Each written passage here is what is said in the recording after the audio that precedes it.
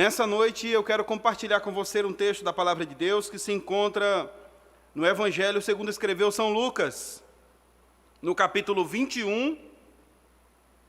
E eu quero juntamente com vocês apenas relatar alguns pequenos versos para então ir para o nosso verso principal, que é o verso 28. Então vamos seguir aqui para os versos de 5 a 8, que nos diz o seguinte: falava alguns a respeito do templo, como estava ornado de belas pedras e de dádivas. Então disse Jesus: vede estas coisas, dias virão em que não ficará aqui pedra sobre pedra que não seja derribada. Perguntaram-lhes: mestre, quando sucederá isso? E que sinal haverá de quando essas coisas estiverem para se cumprir? E respondeu ele: vede que não sejam enganados, porque muitos virão em meu nome dizendo eu sou, e também chegou a hora, e não o sigais. Verso 9: e quando ouvirdes falar de guerra, de revoluções, não vos assusteis, pois é necessário que primeiro aconteçam essas coisas, mas o fim não será logo. Então lhes disse: levantar-se-á, portanto, nação contra nação e reino contra reino, e haverá grandes terremotos, epidemias e fomes em vários lugares e coisas espantosas, e também grandes sinais nos céus. Verso 25: haverá sinal no sol, na lua, nas estrelas, sobre a terra, angústia entre as nações e perplexidade por causa do bramido do mar e das ondas, e haverá homens que desmaiarão de terror pela perspectiva das coisas que sobrevirão ao mundo, pois os poderes do céu serão abalados. E então se verá o Filho do Homem vindo numa nuvem com poder e grande glória. Ora, ao começarem essas coisas a suceder, exultai e erguei as vossas cabeças, porque a vossa redenção se aproxima. Meus queridos, nós estamos aqui não para falar dos eventos sucedidos ultimamente na sociedade, não necessariamente voltar as nossas atenções para isso.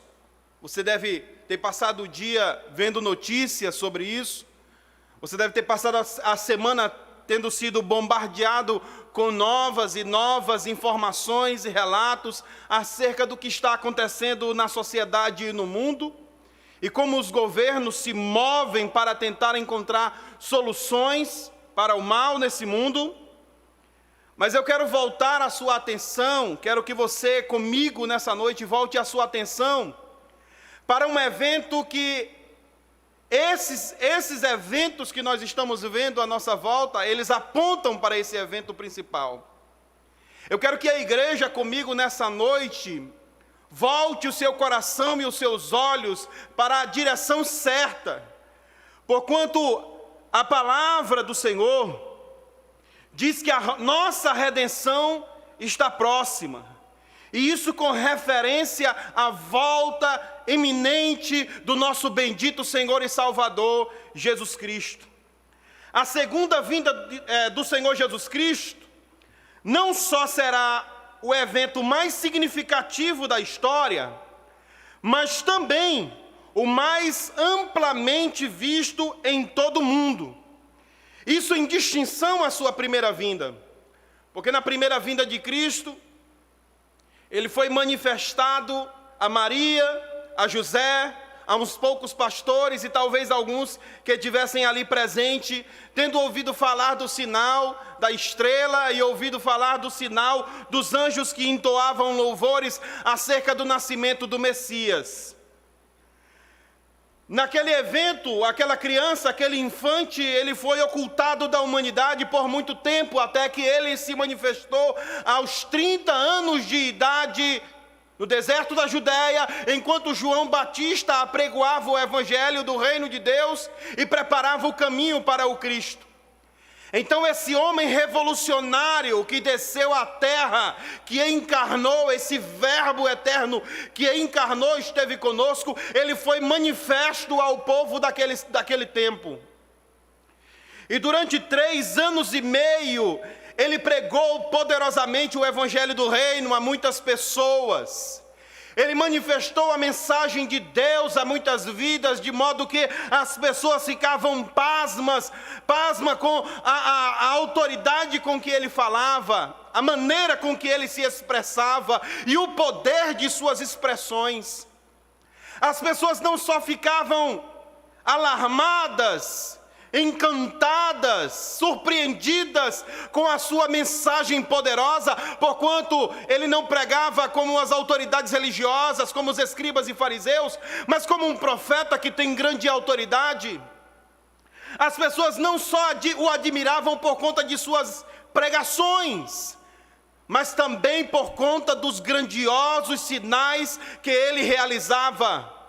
Porquanto ele curou enfermos das mais diversas moléstias. Ele libertou pessoas oprimidas por espíritos malignos, que destruíam não só essas vidas, mas impactava toda a história de sua sociedade e de sua família. Ele não só teve sinais miraculosos de cura e de libertação, como ele também abraçou a pessoas que eram outrora, estavam à margem da sociedade e que não era considerada pelas autoridades religiosas. Ele se achegou a esses. Quando algumas pessoas chegaram ao Cristo e o difamaram, o ridicularizaram pelo fato de ele estar dando acessibilidade a pecadores, a publicanos, cobradores de impostos. O próprio Cristo deixou claro não ter vindo à terra para os sãos, mas para os enfermos. E todo o seu ministério e jornada convergia para um só trajeto, o caminho da cruz. Era necessário, era mista que ele voltasse a Jerusalém após as inúmeras perseguições, após as tentativas de prendê-lo e de matá-lo por conta da revolução que ele causava através de sua pregação e dos seus milagres. Ele volta a Jerusalém com o intuito de padecer e morrer.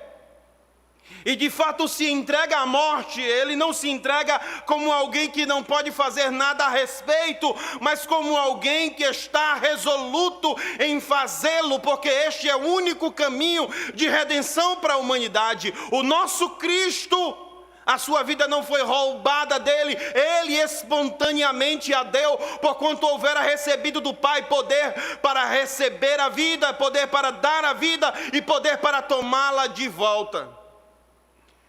Então, meus amados e queridos, essa foi a primeira vinda do Cristo. Tão logo ele morrera na sexta-feira da paixão, às 3 da tarde, entregando o Espírito ao Pai. No domingo pela manhã, ele já estava ressuscitado e com a garantia cabal de nossa perfeita e completa salvação.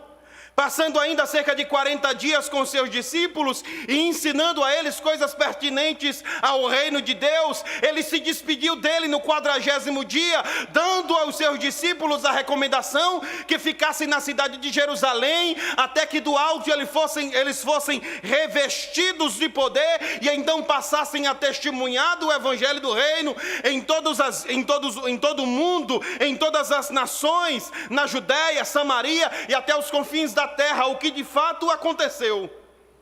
No 10º dia após a ascensão do Cristo, o Espírito de Deus desceu com poder sobre 120 que fizeram mais barulho do que os milhares e milhares que estavam em Jerusalém por ocasião das festas judaicas. E não só isso, 14 nações ali representadas ficaram pasmos diante do extremo fervor e vigor espiritual que recaía sobre aquele punhado de 120 cristãos reunidos, aguardando a descida do Espírito. E quando eles observaram bem, aquele punhado de discípulos, entoando louvores a Deus, começaram a falar na língua representada por cada uma daquelas 14 nações que estavam ali presentes por ocasião das festas judaicas.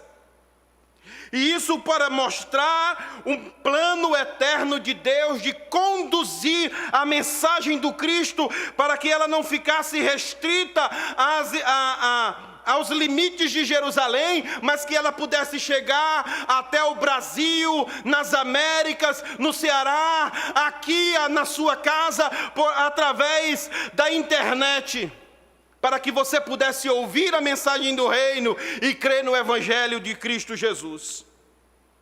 Mas o Senhor Jesus nos deixou também uma grandiosa promessa de que a sua vinda, a primeira vinda, era apenas o prenúncio de sua segunda vinda. Na primeira, ele veio como um infante, como uma criança indefesa, na dependência de sua mãe, de sua casa, de sua família. O nosso Cristo teve que aprender a dar os seus primeiros passos aqui na terra. O nosso Cristo teve que aprender as primeiras palavras. O nosso Cristo teve que ser alimentado. O nosso Cristo é o Deus eterno, Criador dos céus e da terra, que encarnou, se fez gente, habitou entre nós. Mas a sua segunda vinda, ele virá como rei, para pôr ordem ao caos da humanidade. E naquelas ocasiões em que nós estamos aqui relatando, nós estamos constatando haver muito mais referências à segunda vinda de Cristo do que propriamente à sua primeira. Há nas Escrituras cerca de 300 profecias e citações com respeito à primeira vinda de Cristo. Mas existe 8 vezes mais citações a respeito de sua vinda. E se você estiver achando aí em sua cadeira, em seu sofá, que as citações com respeito à segunda vinda de Cristo remetem apenas ao Novo Testamento, você está enganado. A sua segunda vinda já havia sido prenunciada por Enoque, antes, o 7º depois de Adão. Nas primeiras gerações, Enoque tiveram uma visão, e em Judas está registrado a sua profecia, quando ele diz ter tido uma visão, onde ele determinava: vindo é o Senhor com milhares de seus santos, para fazer justiça e juízo contra todos os ímpios da terra, por conta de todas as palavras ímpias e impiedades que os ímpios fizeram contra ele. Então, desde as primeiras páginas das Escrituras, nos é dito a respeito da primeira vinda de Cristo, e nos é dito a respeito da segunda vinda de Cristo, e de fato, há cerca de 2.400 citações e profecias bíblicas a respeito da vinda de Cristo, da segunda vinda de Cristo, e dos sinais que antecedem a mesma. De modo que essa passagem em destaque para nós é a terceira das aparições nos evangelhos, daquele conhecido sermão profético de Jesus. E esse sermão profético de Jesus, ou os sermões proféticos de Jesus, esse é o último deles. Nessa ocasião, ele é expulso do templo. É o último sermão de Cristo no templo de Jerusalém. De modo que os discípulos estavam ansiosos para mostrar ao Cristo as estruturas do templo. E eles chamaram o Cristo, porquanto o templo estava em reforma, porque Herodes o havia reerguido, havia reformado o templo. E Herodes, no 18º ano de seu governo na Judéia, em Jerusalém, ele mandou fazer essa reforma do templo como uma forma de criar uma ponte entre o Estado e a religião, a religião judaica. E então Herodes mandou reformar o templo, e já havia cerca de pouco mais de 30 anos que o templo estava nessa construção. E quando os discípulos estão chamando o Cristo para ver, eles estão admirados com todo o recurso dado pelo Estado para a construção e para a edificação desse templo. Flávio Joséfo dá nota que só o pátio do templo dava 46 metros na sua largura e 46 metros na sua altura. Plínio, o jovem historiador dos tempos do Cristo, também designou que havia grandes placas de mármore polido, de modo que quando elas estavam sentadas no chão, no piso do pátio do templo, elas davam uma impressão de que você estava andando por cima do oceano. Tal era a riqueza investida na reformulação deste templo. Mas enquanto os discípulos se admiravam com as riquezas do mundo empenhada na religião judaica, o Cristo asseverou a eles: não vê de tudo isso? Em verdade eu vos digo que aqui não ficará pedra sobre pedra que não seja derrubada. E os discípulos ficaram pasmos com isso. Talvez as autoridades religiosas também se escandalizavam com essas palavras do Cristo, porquanto para eles o templo era quase que um Deus, uma divindade. E então o Cristo sai do templo em Jerusalém e vai para a frente, distante, no Monte das Oliveiras, onde dava para ver toda Jerusalém em sua imponência. Os discípulos, pasmos com tudo o que estava acontecendo, assombrados, surpresos, se aproximaram do mestre e disseram: mestre, quando sucederá isso? Que sinal haverá de quando essas coisas estiverem para se cumprir? E quais os sinais nós podemos saber acerca do fim do mundo? São 3 perguntas. De modo que esse sermão escatológico, esse sermão profético, ele se propõe a responder em uma ordem misteriosa essas 3 perguntas. De modo que o Cristo, assentado no monte, começa a falar aos discípulos dele aquilo que ele chamaria de o princípio das dores. E ele começa a asseverar que haveriam sinais de sua vinda. Essa é a minha proposta, só para deixar claro aos irmãos. Eu quero apenas falar sobre os sinais da vinda de Cristo, de maneira muito breve. E em seguida eu quero falar sobre a reação negativa que as pessoas terão ante os sinais da volta de Cristo. E então seguir para falar a respeito da reação que se espera de nós quanto aos sinais da volta de Cristo.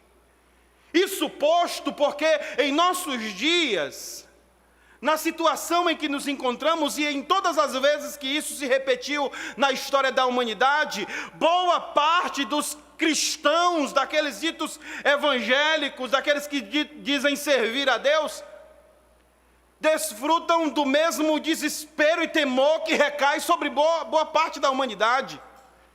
Será que isso Jesus espera de nós, que nós venhamos a nos atemorizar e nos desesperar? Como se as coisas estivessem saindo do controle e de algum modo nós pudéssemos escorrer por entre as mãos de nosso Salvador? Como deveremos reagir ante aos sinais da volta de Cristo? Então vejamos em primeira mão, os sinais dos tempos do fim se encontram em toda parte. É estranho que cristãos em geral reajam aos sinais exatamente ao contrário do que Deus pretende que reajamos. Quando nós olhamos as Escrituras aqui, nós vamos ver o Cristo asseverando para nós, notem bem na sua Bíblia, ele fala a partir do verso 8 a respeito de sinais. E ele fala que surgirão muitos falsos Cristo, dizendo: eu sou o Cristo, e enganarão a muitos. Você não tem visto isso? Nos tempos do Cristo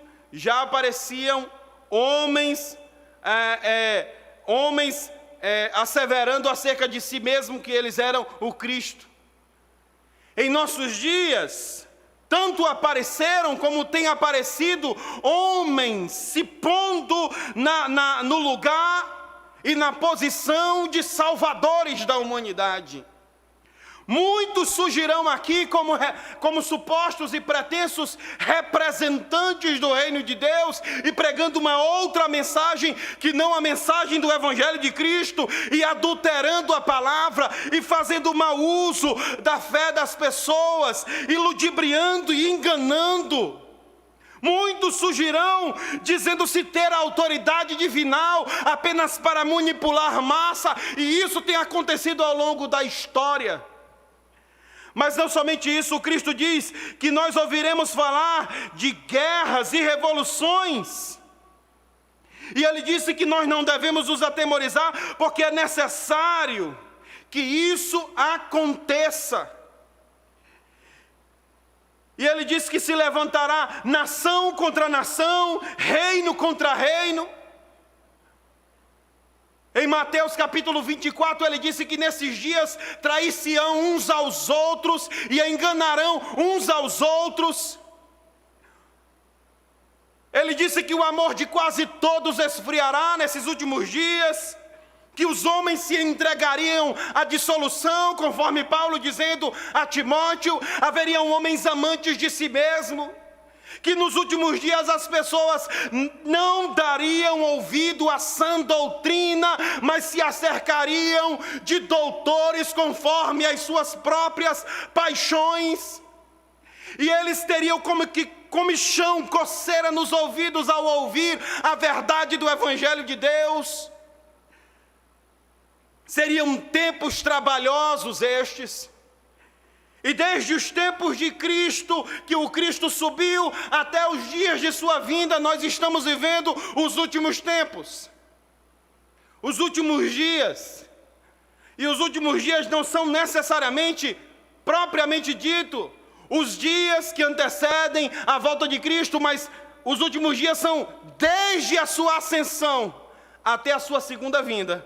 Esses são os últimos dias.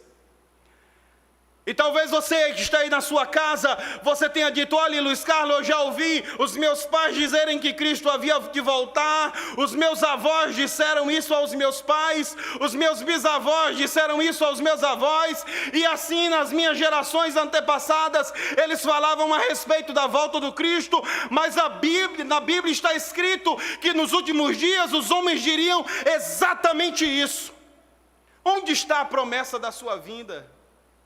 Porque desde os nossos pais, os céus que existem ainda estão aí. Desde os dias dos nossos pais, as coisas permanecem as mesmas.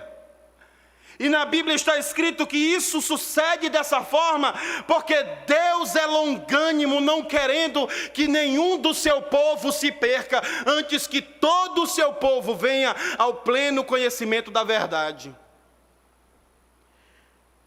Então, quando testemunhamos coisas como a difusão do globalismo, a organização de uma igreja mundial, o aumento da iniquidade, a dissolução ou dissolução da família tradicional, a destruição do bastião da liberdade, como a América, onde a sua constituinte deriva dos próprios 10 mandamentos. Quando vemos a liberdade sendo destruída, a normatização dos comportamentos sexuais, o insensível assassinato de crianças, a cultura pop,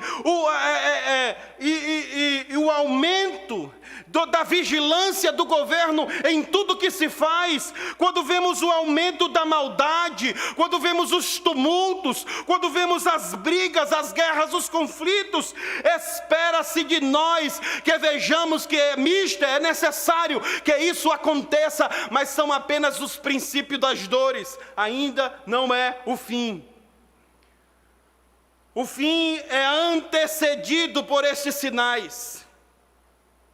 De modo que o que se espera de nós, quando nós olhamos aqui nas Escrituras, nós vamos ver reações negativas por parte daqueles que contemplam os sinais da volta de Cristo. Veja, portanto,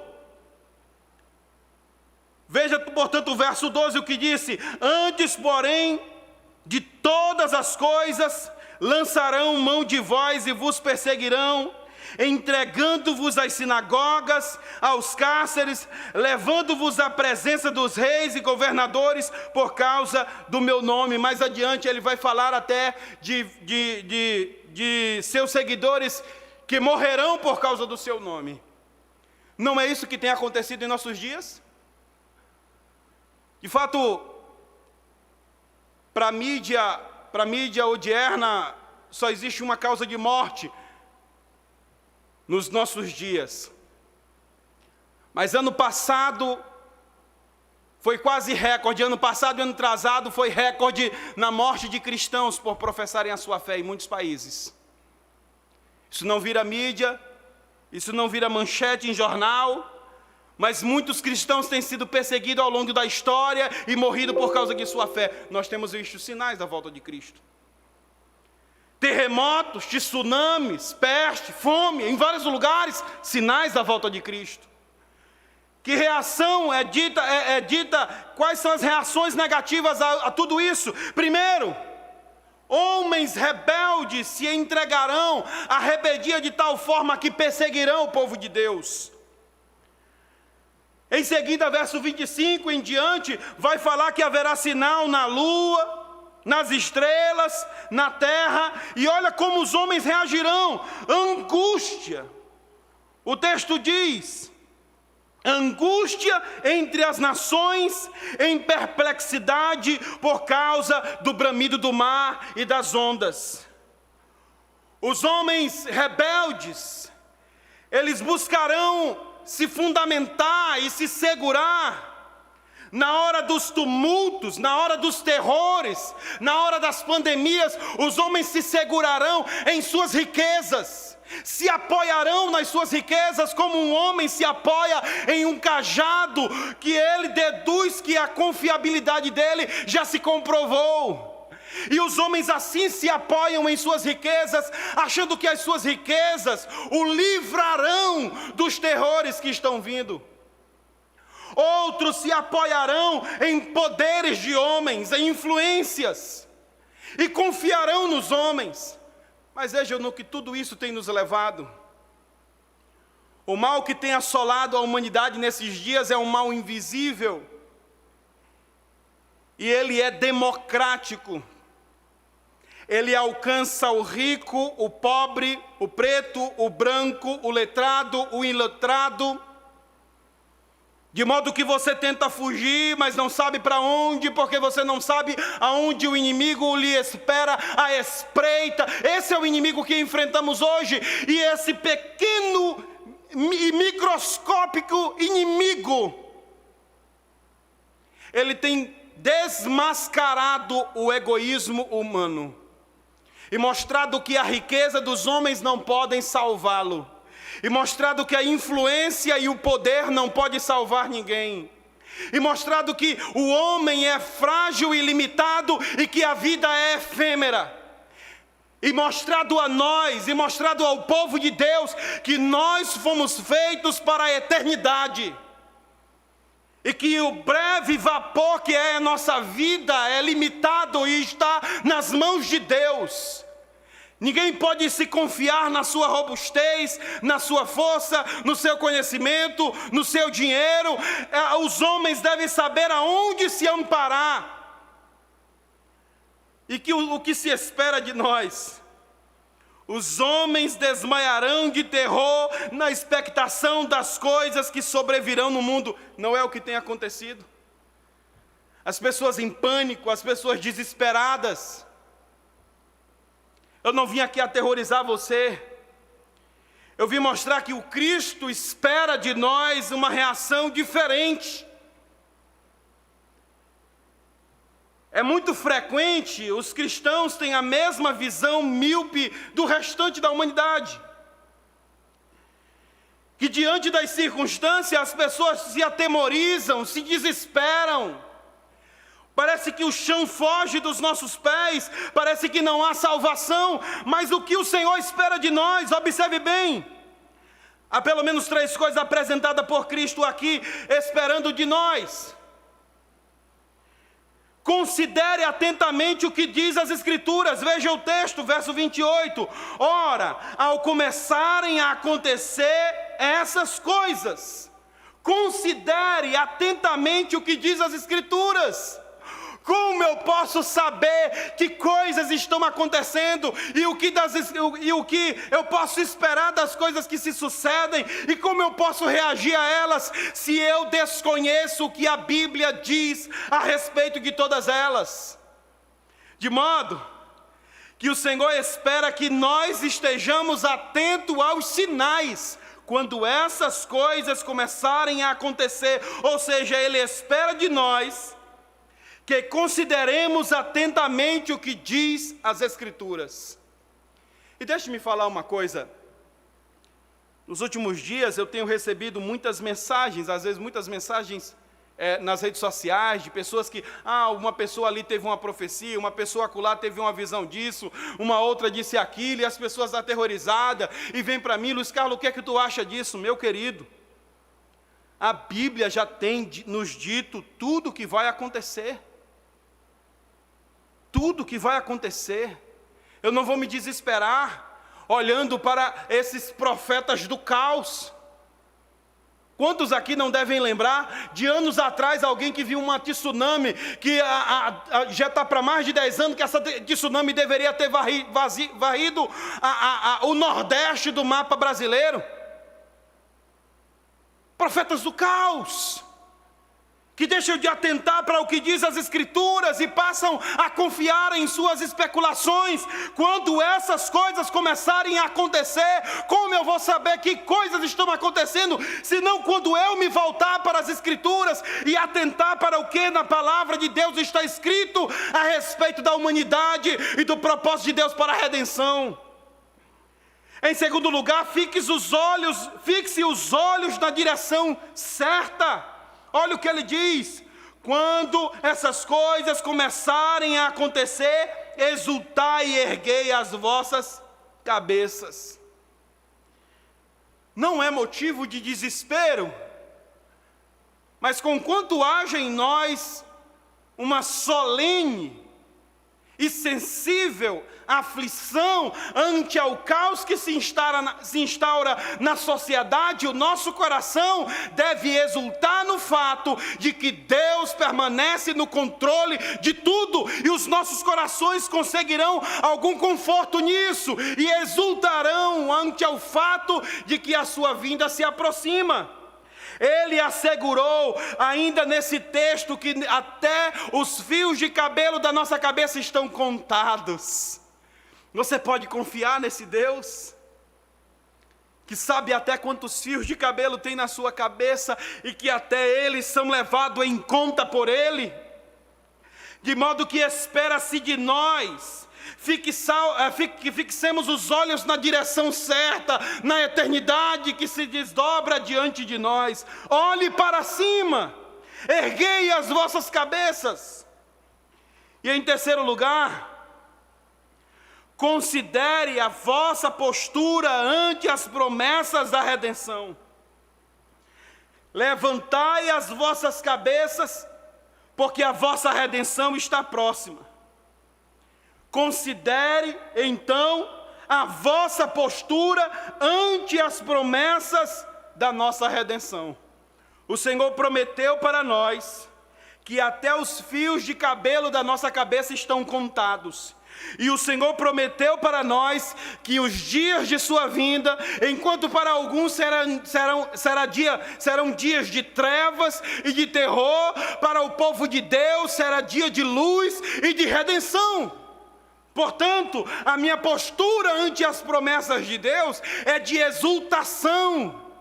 A minha postura ante as promessas de Deus é de devoção. Portanto, meus amados e muito queridos irmãos, o que se espera de nós,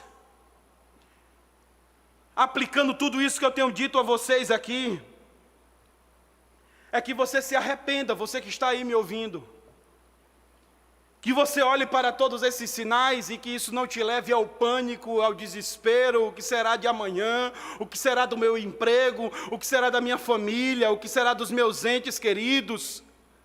Não é isso que se espera de você.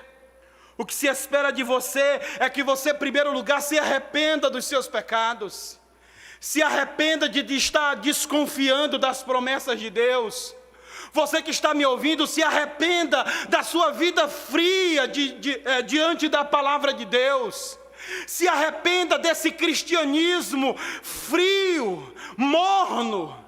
Se arrependa dessa vida descomprometida com o reino de Deus. Se arrependa de estar confiando na sua vã filosofia, achando que ela poderá livrá-lo.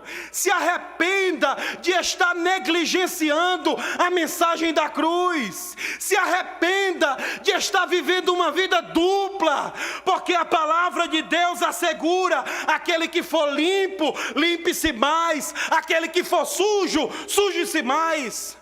Portanto, espera-se de você, esse é um chamado do Evangelho de Deus: arrependa-se, arrependa-se, arrependa-se, porquanto a nossa redenção está próxima. O Senhor é longânimo, o Senhor é tardio em irar-se. Rasgue os vossos corações e não as vossas vestes. Arrependei-vos, é o chamado do Evangelho. Em segundo lugar, confie na soberania e bondade de Deus. Confie na soberania e na bondade de Deus. O Deus Todo-Poderoso reina sobre tudo e sobre todos os afazeres dos homens. Ele reina sobre as decisões dos grandes líderes mundiais. E de lá ele reina até a cozinha da sua casa, disse John Piper. Ele reina até as suas decisões enquanto lava a louça, enquanto prepara a comida. Ele reina sobre tudo. Então confie na soberania de Deus.